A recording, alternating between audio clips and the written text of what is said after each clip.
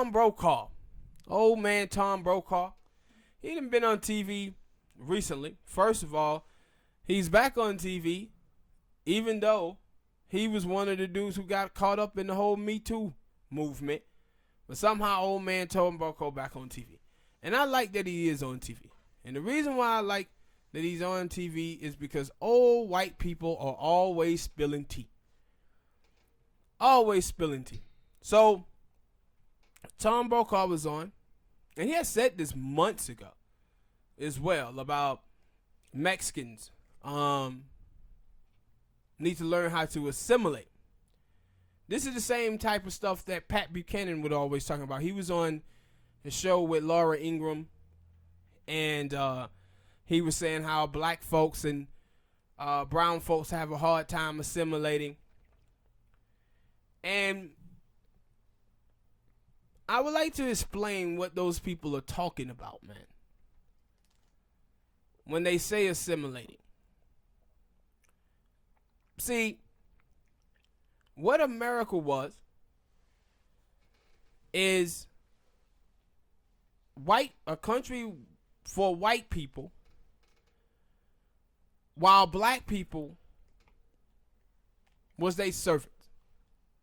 And that's what America's supposed to be. And but after slavery, how you uphold white supremacy and what whiteness is you bring other people from foreign countries, and those people come here and they accept whiteness.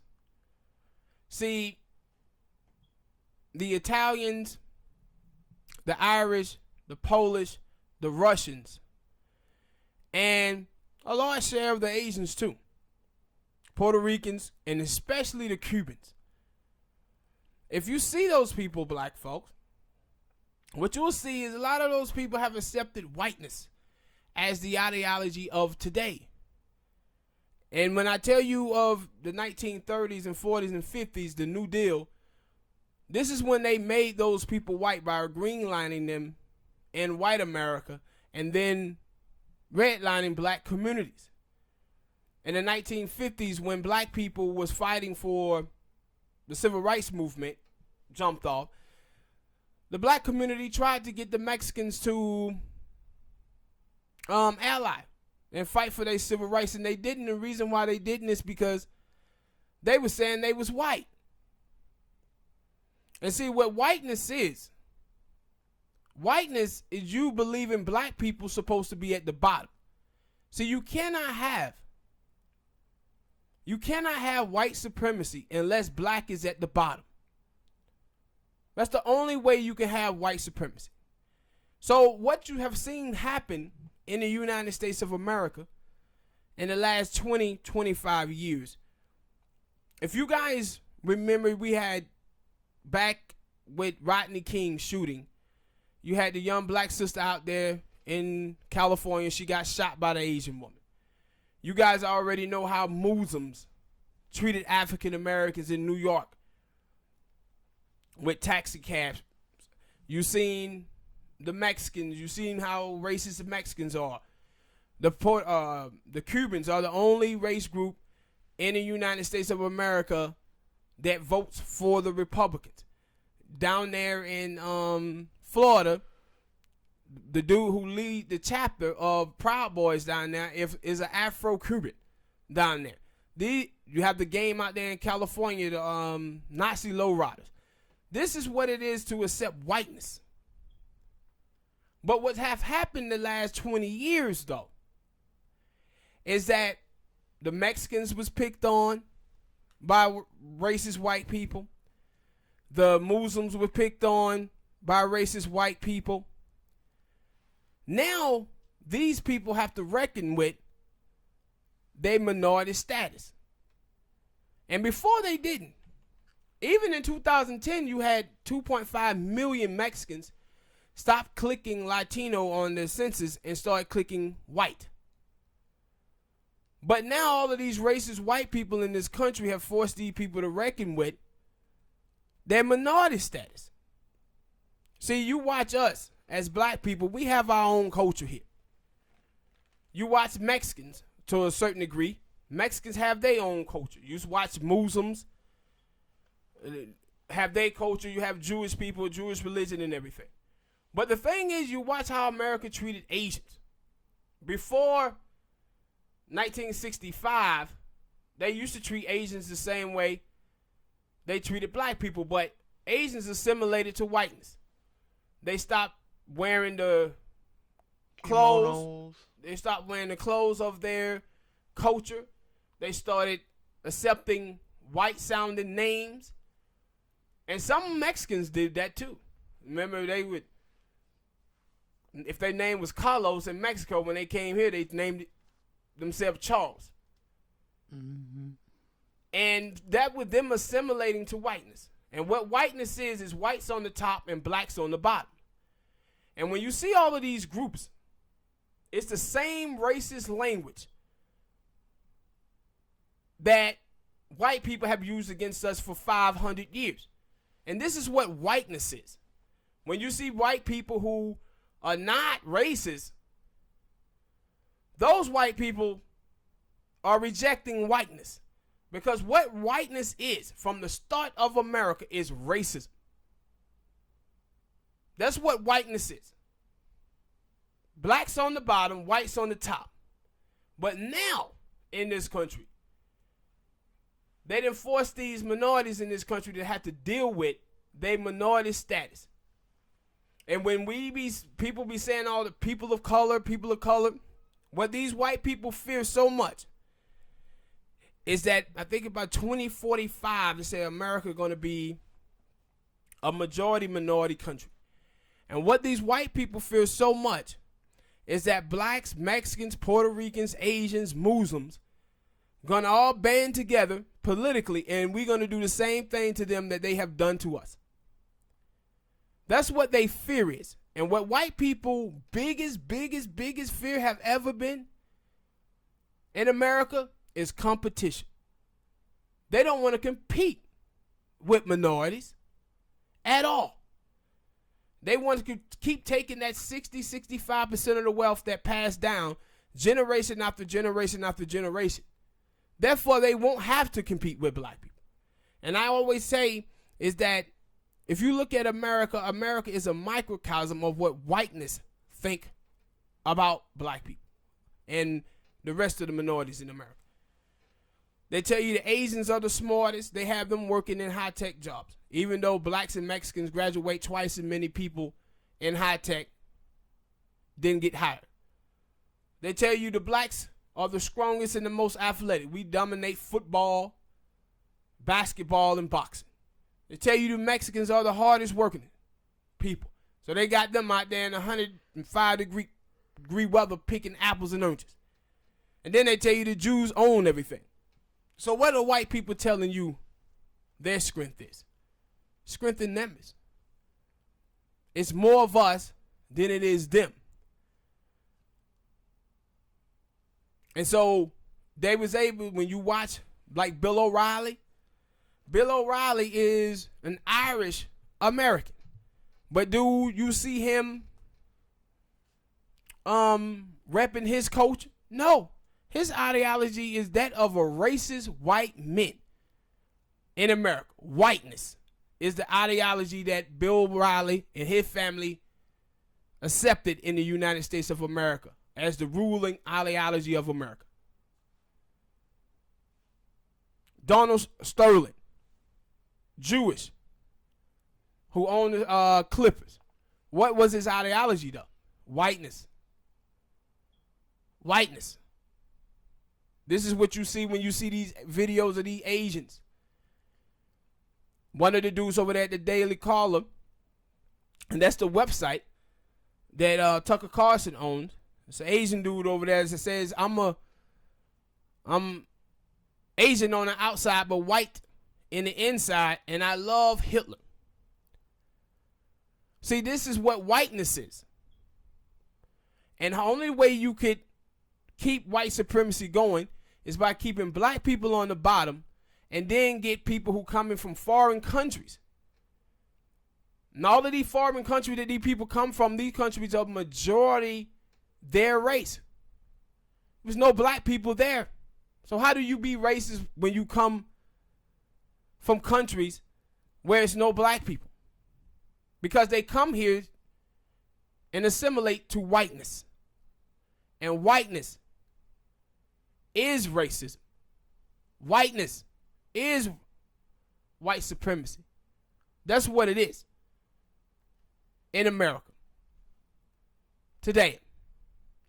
So when you see these people in the media and they tell you, oh man, this is about Trump and all this, nah, this is not about Trump. This is about those racist white people now forcing these other minority groups to accept their minority status. Because so many of them in this country, back then and now still, they identify with whiteness. And that's what you see in every single time you see these people be racist against black people, and they use the same racist language, the same anti-black tropes that white people have used for 400 years. Go back to your country. And this is the same thing too also, man, with these Africans and Caribbeans and Haitians that we be seeing. If you see those people, I always say with people like Roland Martin, be talking about, man, well, we had Shirley Chisholm and we had McGarvey and we had Malcolm X, and they was all somewhat foreign. Yeah, they also lived in America when it was segregated. So they had to live and anchor themselves in blackness. So blackness was their ideology because they was forced to live blackness. But now, since 1965 in the Immigration Act, like I said, 50% of the Africans who come into this country are already educated, or the other half is working on education when they get here. So it's 4 million black immigrants in America.